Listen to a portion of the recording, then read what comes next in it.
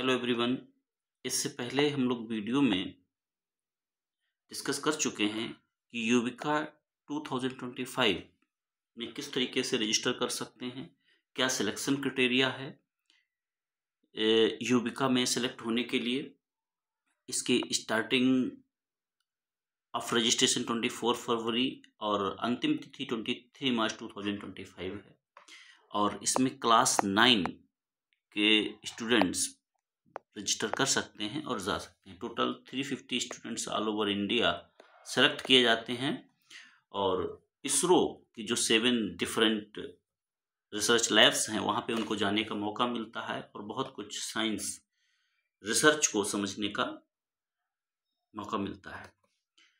तो यदि आप इससे पहले नहीं वीडियो देखा है तो आप देख सकते हैं जाकर के। ये प्रोग्राम पूरी तरीके से निःशुल्क है और 2 वीक के लिए आपको मई में 19 to 30 मई तक आपको वहाँ पे रहना होता है। बहुत अच्छा प्रोग्राम है उन बच्चों के लिए जो आगे रिसर्च फील्ड में जाना चाहते हैं।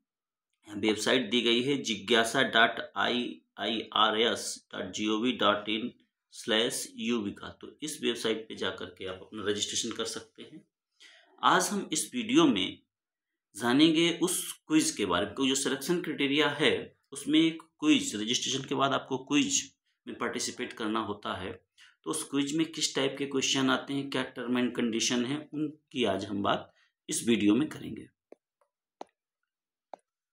तो ये हमारा है यंग साइंटिस्ट प्रोग्राम युविका 2025। इसमें जो क्विज होती है युविका क्विज, ये आपको रजिस्ट्रेशन के बाद इसमें पार्टिसिपेट करना होता है 48 आवर्स में, अदरवाइज आपका रजिस्ट्रेशन कैंसिल हो जाएगा। तो इस क्विज का टाइम जो होता है 30 मिनट्स होता है और इसकी क्या टर्म एंड कंडीशंस हैं उनको देख लेते हैं हम लोग। कि जैसे इसमें 3 सेक्शन में पूरा पेपर डिवाइड होता है। टोटल 30 मार्क्स, 30 क्वेश्चंस होंगे। 10 question will be section of A, thereafter 10 question of section B and 10 question from section C। Section A में जो होगा ईच क्वेश्चन करेक्ट के लिए +3 और निगेटिव मार्किंग होगी -1 रॉन्ग के लिए। इसी तरीके से जो सेक्शन B और C हैं उनमें भी जो 10 क्वेश्चन होंगे उनमें जो करेक्ट आंसर होगा उसको +6 मार्क्स मिलेगा और निगेटिव के लिए -2 मार्क्स। और सेक्शन C जो हमारा होगा उसमें करेक्ट यानी कि जो क्वेश्चंस होंगे उसके लिए +9 और निगेटिव -3 मार्क्स। तो इस प्रकार से टोटल 30 मिनट में आपको ये क्विज अटेम्प्ट करनी है। तो इस क्विज में कैसे क्वेश्चंस आते हैं, क्या उनका स्वरूप होता है ABC तीनों सेक्शंस में, तो उन्हीं क्वेश्चंस के बारे में बात करेंगे। लगभग काफ़ी क्वेश्चंस रिपीट होते रहते हैं, हालांकि हर बच्चे के लिए अलग क्वेश्चन आते हैं लेकिन उनका लेवल लगभग एक जैसा रहता है। तो उसी चीज़ को समझने के लिए वो क्वेश्चंस आज हम लोग देखेंगे कि कैसे क्वेश्चंस इसमें इसरो के द्वारा प्रोवाइड किए जाते हैं। टोटल ये जो क्विज होती है ये 180 मार्क्स की होती है, ठीक है। और इसका जो है 10% मार्क्स, जितना आप गेन करेंगे उसका 10% मार्क्स आपको उसमें जुड़ता है। जैसे सारे क्वेश्चन सही हैं तो 18 जो है मार्क्स आपको जो मेरिट लिस्ट बनेगी उसमें ऐड किए जाएंगे। फर्स्ट क्वेश्चन हम लोग देख लेते हैं। ये जैसे इस टाइप से दिया गया है युविका क्विज 2025 और पहला क्वेश्चन यहाँ दिया गया है और यहाँ पे इस तरीके से सेक्शंस वाइज दिए गए 10-10-10 3 सेक्शंस हैं A, B और C। तो फर्स्ट क्वेश्चन क्या है, the area of a rectangle is this, its length is this, find the breadth. तो ब्रेड्थ हमको निकालनी है। तो सीधा देख रहे हैं यहाँ पे हमको यहाँ क्या करना है, फैक्टर करना है। x² + 12xy + 27y²। तो इसके फैक्टर्स 9 3 जा 27 यानी x² प्लस इसको लिख सकते हैं 9xy + 3xy + 27y²। इसमें कॉमन ले लेंगे और इसमें हमने कॉमन ले लिया x, तो यहाँ बचा है x + 9y और यहाँ पे हमने ले लिया 3y, तो यहाँ भी बचा x + 9y। तो 2 हमारे फैक्टर्स मिल गए, सॉरी यहाँ पे x आएगा, तो x + 9y अलग हो गया और x + 3y अलग हो गया। तो कह रहा अब हमें डिवाइड करना है, क्योंकि जो एरिया होता है ना वो L इंटू वी होता है, तो V हमको निकालना है तो A अपॉन L करना पड़ेगा। तो इसको हम डिवाइड कर देंगे x प्लस 9y से, तो ये कैंसिल आउट हो जाएगा और आंसर हमारा आ जाएगा x प्लस 3y। तो right answer is x plus 3y। जैसे यहाँ पे टिक करेंगे तो यहाँ पे ये हाईलाइट हो जाएगा इस तरीके से, ठीक है। और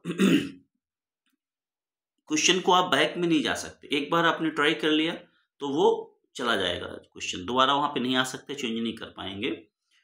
इसलिए बहुत सावधानी पूर्वक करें। यदि जैसे आप नेक्स्ट क्वेश्चन पे चले जाते हैं तो भी वो उसको 0 मार्क्स दे दिया जाएगा। तो नेक्स्ट क्वेश्चन देखते हैं। नेक्स्ट क्वेश्चन हमारा है, देश के किस शहर में सर्वाधिक साक्षरता है?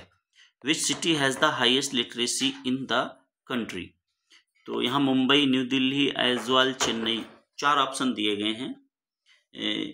तो इनमें से पूछ रहा है कि किसमें सबसे ज़्यादा लिटरेसी है। देखिए जो क्वेश्चंस आते हैं वो ज़्यादातर 4 सेक्शन से होते हैं या तो साइंस से होगा क्वेश्चन, या मैथ से होगा, या फिर जीके का भी क्वेश्चन हो सकता है, ठीक है। मेंटल एबिलिटी से रिलेटेड भी क्वेश्चन आ जाते हैं कई बार। तो इन 4 सेक्शन से ज़्यादातर क्वेश्चंस वो देते हैं। ये 3 मेन है। तो यहाँ पे जैसे ये जीके का क्वेश्चन है, हाईएस्ट लिटरेसी रेट कहाँ है? इसका जो करेक्ट आंसर है मेरे हिसाब से ऐजवाल है, क्योंकि मिजोरम में जो है सबसे ज़्यादा, वैसे तो लिटरेसी रेट केरला की है, लेकिन सिटी में यदि हम बात करें तो ऐजवाल की लगभग ये 98% के आसपास की लिटरेसी रेट। तो नेक्स्ट क्वेश्चन देख लेते हैं। कह रहा है कि 100,000 A plus 10B plus C, इसका साधारण रूप क्या होगा? Usual form of this. ये उसी तरीके से है कि नंबर को ओपन करके हम लिख देते हैं, जैसे कि 35 को हम लिख सकते हैं 3 इंटू 10 प्लस 5, तो उसी रूप में इसको यहाँ पर लिखा गया है, ठीक है।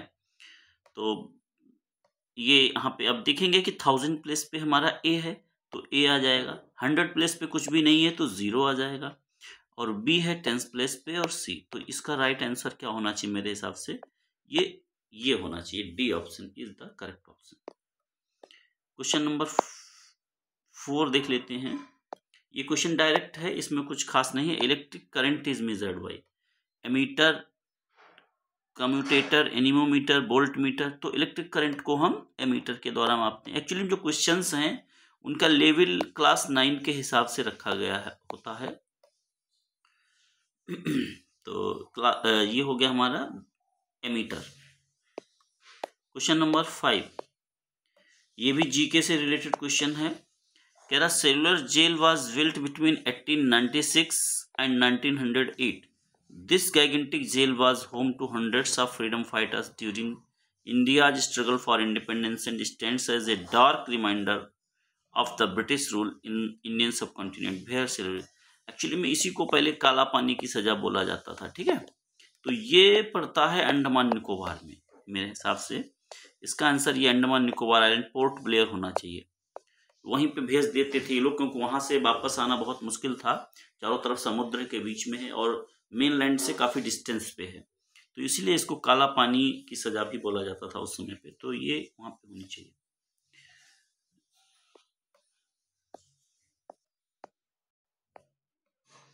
नेक्स्ट क्वेश्चन है हमारा मैथमेटिक्स से है। कह रहा ट्रायंगल एबीसी, एक ट्रायंगल है इस तरीके से कि A B C, A B is equal to A C. ये कह रहा है कि जो ए बी है वो और ए सी बी, ये दोनों बराबर हैं, और angle V is equal to 50, ये दिस इज 50 डिग्री। तो मतलब ये कैसा ट्रायंगल हो गया? ये आइसोसेलेस ट्रायंगल हो गया।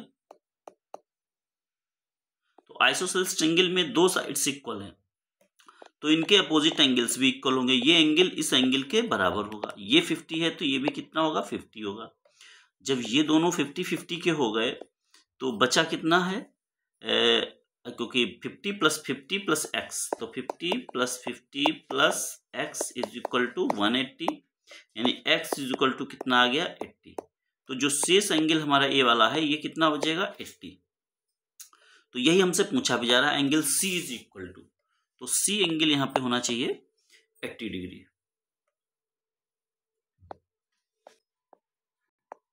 यहाँ पे देख सकते हैं जैसे जितने क्वेश्चन हमने ट्राई किए हैं वो सारे देखो इस तरीके से नीचे डार्क हो रहे हैं, जिनको हमने ट्राई कर लिया है। नेक्स्ट क्वेश्चन है रेखीय समीकरण y is equal to X. तो y is equal to x, ये किस इक्वेशन जो है, the graph of linear equation passes through the point. तो ये कहां से पास होगा? तो इस प्रकार हम देख सकते हैं जो y is equal to x दिया था, इसको y is equal to M x plus C से कंपेयर करें तो c इज इक्वल टू यहाँ 0 आ रहा है, m इज इक्वल टू 1 आ रहा। c इज इक्वल टू 0 मतलब y इंटरसेप्ट जो है वो हमारा 0 है, ठीक है। इसका मतलब ये हुआ कि y एक्सिस को जो ये ग्राफ हमारा है ये 0 पे कट कर रहा है, और x इज इक्वल टू 1 है तो y इज इक्वल टू भी 1 है, यानी यहाँ पर इधर x 1 तो इधर y भी 1। तो ये जो ग्राफ है ये इस तरीके की लाइन हमारी शो करेगा। तो इनमें से जो करेक्ट आंसर है वो क्या होगा? इसका फर्स्ट ऑप्शन सही होगा। कह रहा है किस पॉइंट से गुजरती है, तो 1,1 से ये लाइन गुजरती है। ये अच्छा क्वेश्चन था। नेक्स्ट क्वेश्चन है which ISRO centre is responsible for the design and development of satellite. इसमें अलग अलग सेंटर्स दिए गए हैं इसरो के, और कहाँ पे ये डिजाइन और डेवलपमेंट किया जाता है सैटेलाइट्स का। तो इसमें मेरे हिसाब से इसका URSC Bangalore is the right answer. ये इसका बी जो है वो हमारे हिसाब से सही आंसर है। आप भी चेक कर सकते हैं इसको, यदि इसमें कोई डाउट है किसी आंसर में या आपको लगता है कुछ और होना चाहिए तो आप कमेंट सेक्शन में उसको आप बता सकते हैं। नेक्स्ट क्वेश्चन है हु अपॉइंट्स द जजेस of the high court, president,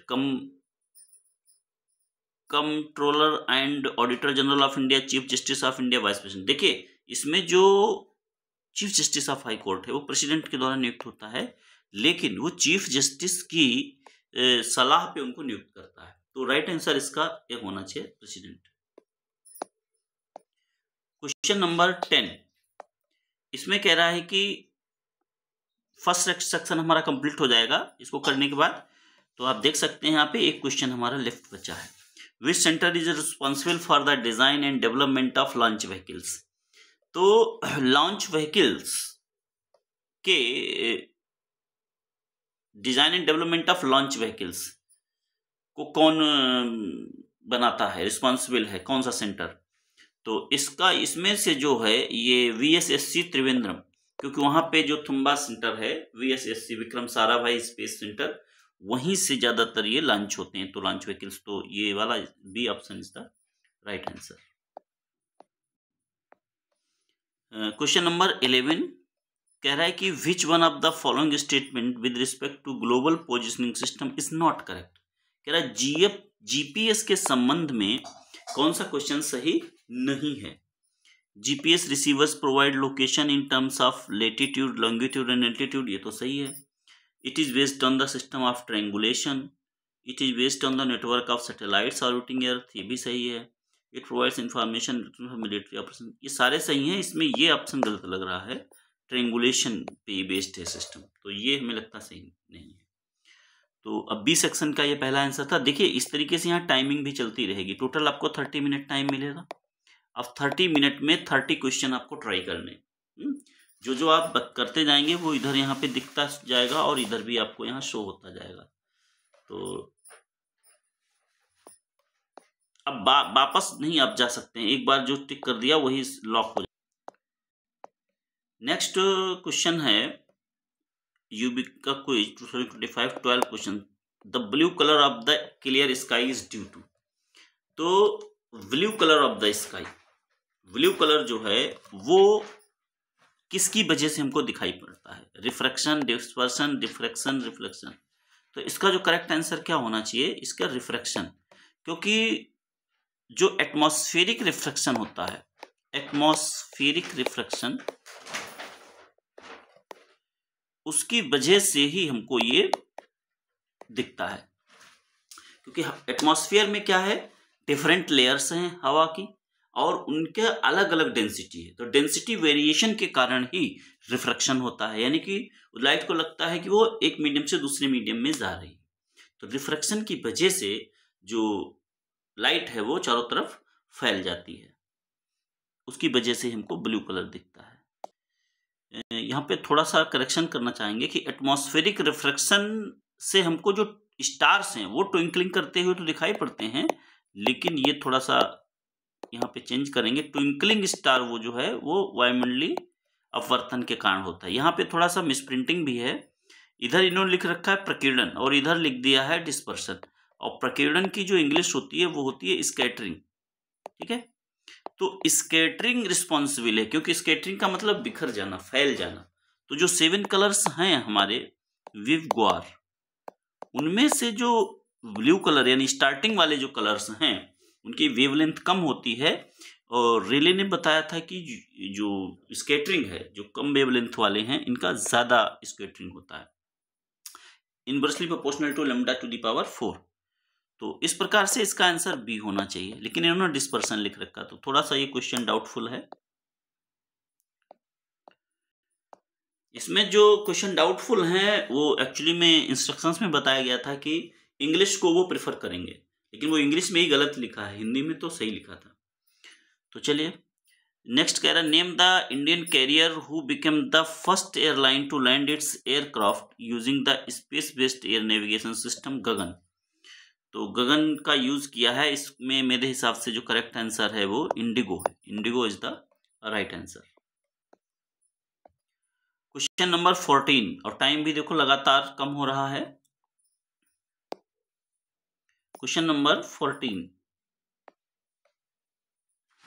कह रहा है, length of each side of A cube. Cube और वॉल्यूम दिया गया, तो वॉल्यूम ऑफ द क्यूब क्या होता है, ए क्यूब, यानी side cube is equal to 512। और साइड इसकी निकालनी है तो क्यूब रूट निकालना होगा 5√2 का। 5√2 को हम लिख सकते हैं 8 इंटू 8 इंटू 8। तो इसका जो साइड क्या हो जाएगी, 8 हो जाएगी, इसकी साइड 8। तो है right answer is 8। Next question है, 1 metre cube is equal to 1 metre cube. 1 metre cube is equal to, इसको हमें सेंटीमीटर में बदलना है। तो आपको पता है कि मीटर को सेंटीमीटर में बदलने के लिए 100 से डिवाइड करते हैं।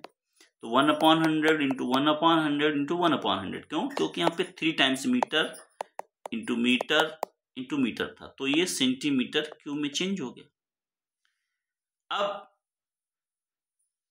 सॉरी मल्टीप्लाई करेंगे, डिवाइड नहीं, मल्टीप्लाई 100 इंटू 100 इंटू 100, यानी कि ये हमारा आ जाएगा टोटल 6 जीरोज, 2 2 4 2 6। तो इसका राइट आंसर क्या होगा, right answer is C.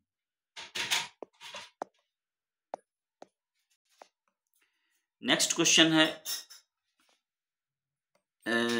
2 sides of a triangle are of length 5 centimetre 1.5 centimetre. मान लीजिए ये हमारा A है, ये B है। Length of the third side C try can not be. इसमें हमने एक इनइक्वलिटी पढ़ी थी कि A plus B is greater than C होना चाहिए, A plus C greater than B होना चाहिए, है ना, और B plus C greater than A होना चाहिए। इस इनइक्वलिटी को यहाँ पे चेक करते हैं।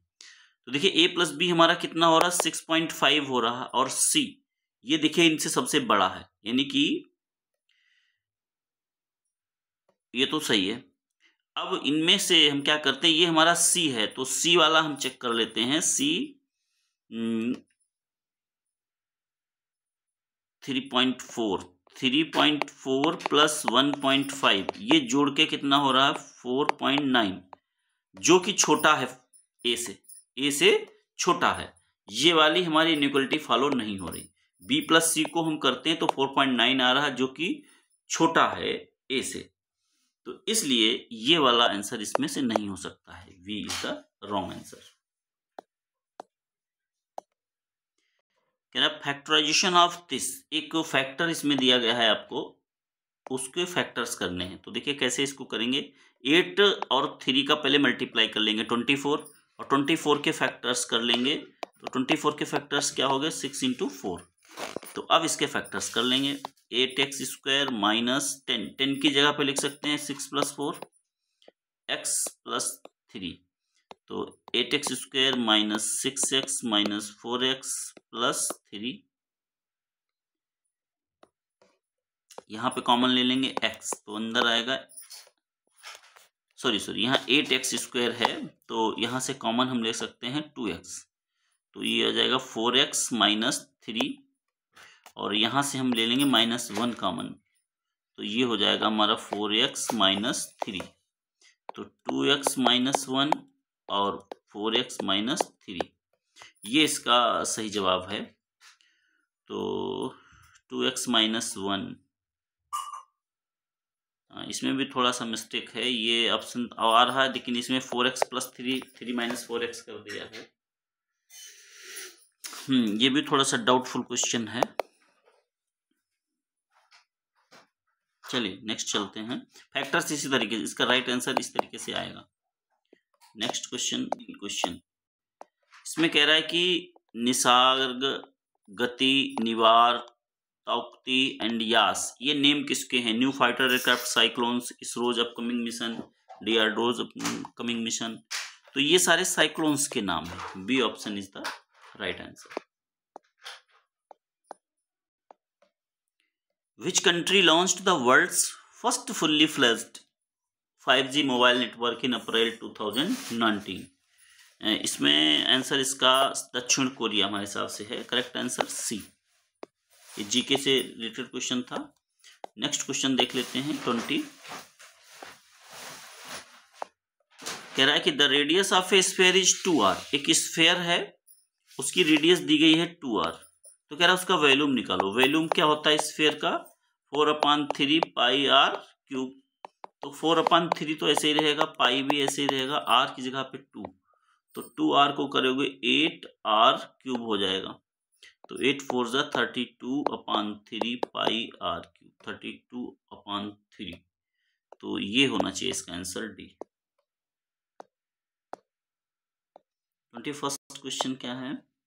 Which of the following is an element? Sapphire, emerald, diamond.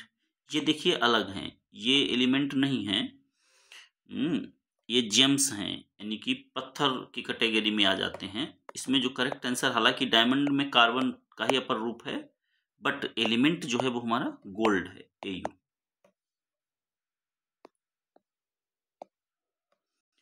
Decimal expansion, ये बहुत अच्छा सवाल है। Decimal expansion of the number √2। √2 का डेसिमल एक्सपेंशन क्या होगा? देखिए √2 जो हमारी नंबर है वो सबसे अलग डिफरेंट है। ये हमारी नंबर है इरेशनल नंबर।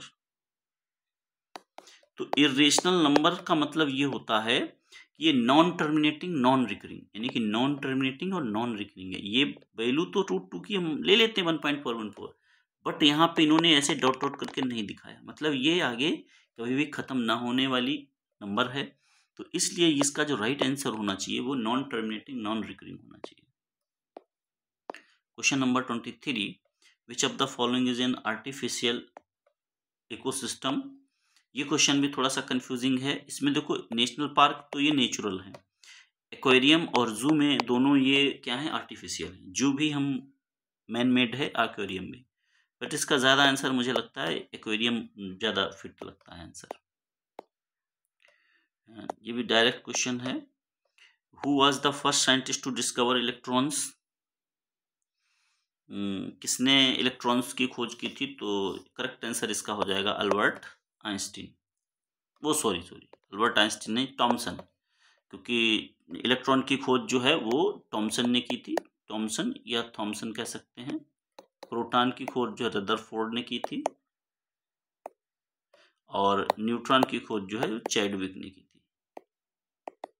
ठीक है, तो करेक्ट आंसर इसका जो है वो डी होगा।